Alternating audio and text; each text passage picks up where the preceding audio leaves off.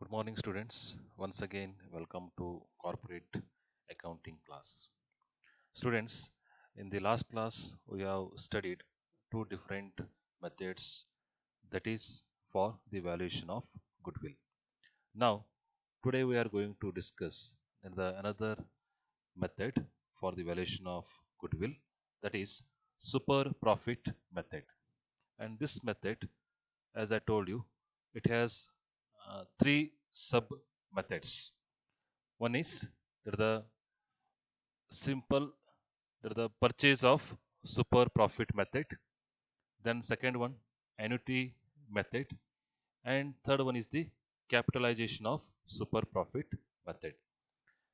Today we are going to study the first one, the purchase of super profit method.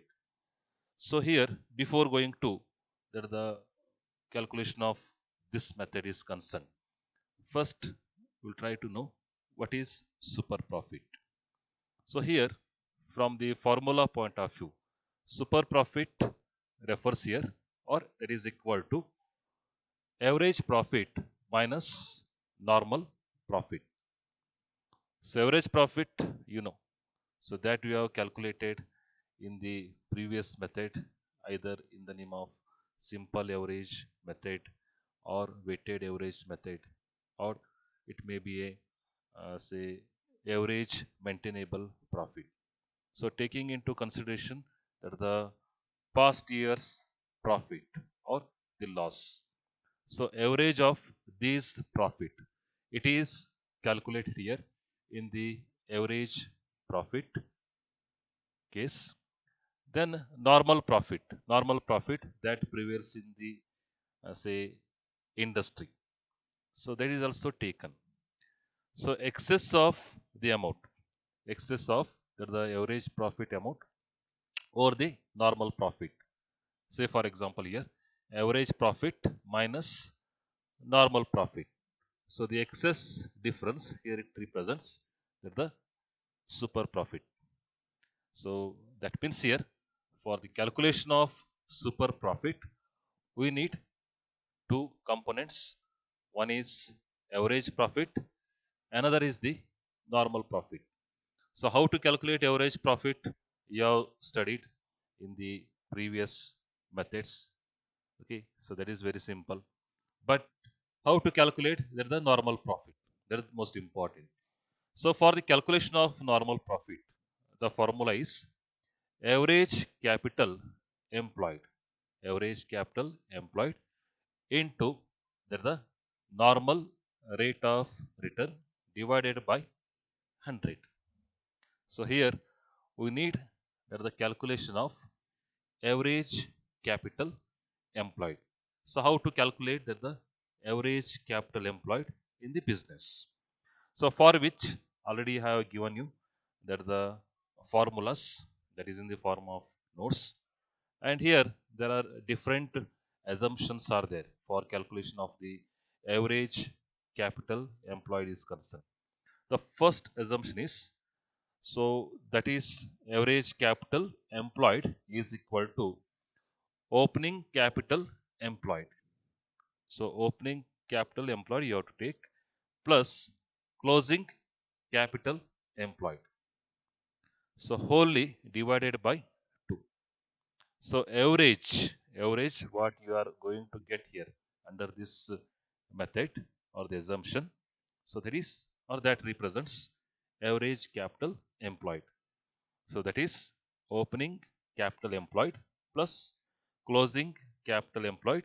So wholly divided by 2. So you'll get the average. So if such information is there in the problem, so in that case, so you can apply this formula. Or another assumption, another method is there. That is average capital employed is equal to capital employed minus half of current year profit. So this is the another second assumption. Suppose if you have the information of say total capital employed, that information is there in the problem. Okay, So from that you are going to deduct the half of the current year profit. So if you deduct, you will get the average capital employed under the second method. But it all depends upon the information that is given in the problem. Or another assumption is there, that is average capital employed. So for calculation of this aspect here, first you have to take assets at market value. Assets at market value. So whatever information that is given in the say problem. From this total, you are going to deduct outside liabilities. Outside liabilities. So balance, it represents capital employed at the year end. So from the assets at market value total, if you deduct outside liabilities, you will get the balance. So that balance represents here capital employed at the year end. And from this balance, if you deduct that the half of current year profit, half of current year profit, so you will get average capital employed. So already I have given you formula in the form of notes. So after ascertaining, say average capital employed, okay, so you are going to calculate that the normal profit. So normal profit is equal to average capital employed. So that you have calculated under whichever these methods into NRR, normal rate of return. Usually it is given in the problem itself. Okay, so divided by 100. So you will get normal profit. So from the average profit, okay, if you deduct normal profit, you will get super profit. Now your job is very easy, okay, to calculate the value of goodwill under super profit method. So here value of goodwill is equal to super profit. That the first method I am saying, that the purchase of super profit method. Super profit into number of years purchase. So you will get the value of goodwill. Okay, so this is the say assumption methods formulas, so that you require to be remembered while going for the solution of the problem. Now, as I have given you well in advance, that is the problem, and once again I want to repeat the same, that is, from the following information, compute the value of goodwill under the purchase of super profit method. So very clearly they have given you here the first method, purchase of super profit method. So informations are, first one, average capital employed. Average capital employed. So average capital employed information they have given you directly in the problem. That is rupees 1 lakh. Then second information, average profit earned, that is rupees 25,000. So average profit information is also there in the problem. Again, you need not require to calculate. So direct information is there. Then normal rate of return expected is 15%. So that is NRR. Then fourth information, value of goodwill is based on 4 years purchase of, that is super profit. Okay, so based on this one you require to calculate the value of goodwill under the purchase of super profit method. See here, for arriving the super profit, okay, uh, as I told you, two informations are important. One is average profit. Average profit. Average profit information is given here. As I told you here, it is 1 lakh rupees. Then normal profit, it is not given. It is not given. So that you require to calculate here. Say here, normal profit. I hope you are observing this formula. Normal profit is equal to average capital employed into NRR. divided by 100. Okay. So now taking the same case here, that is normal profit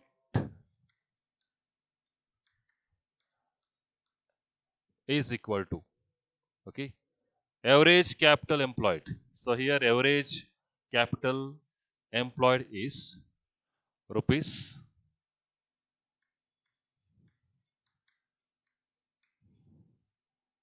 1 lakh, rupees 1 lakh, and NRR is 15%. So divided by 100. So here you are going to get normal profit, that is rupees 15,000. Rupees 15,000. So here you have ascertained normal profit. Now your job is simple, that is super profit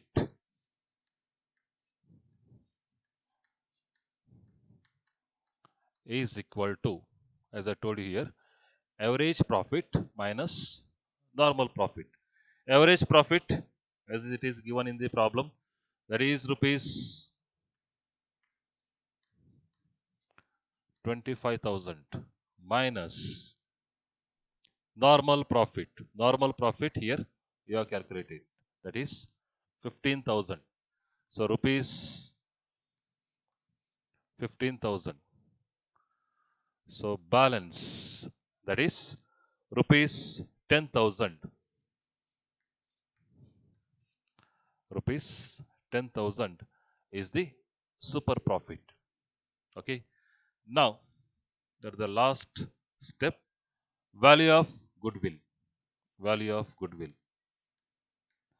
Value of goodwill as per the purchase of super profit method, that is super profit into number of years purchase. So super profit is rupees 10,000 into number of years purchase. So that information is given in the say formula, the problem itself. So it is given here 4 years. Yes. So value of goodwill is rupees 40,000. So as per purchase of the super profit method. So students, if you have any doubts, okay, you can ask. Thank you.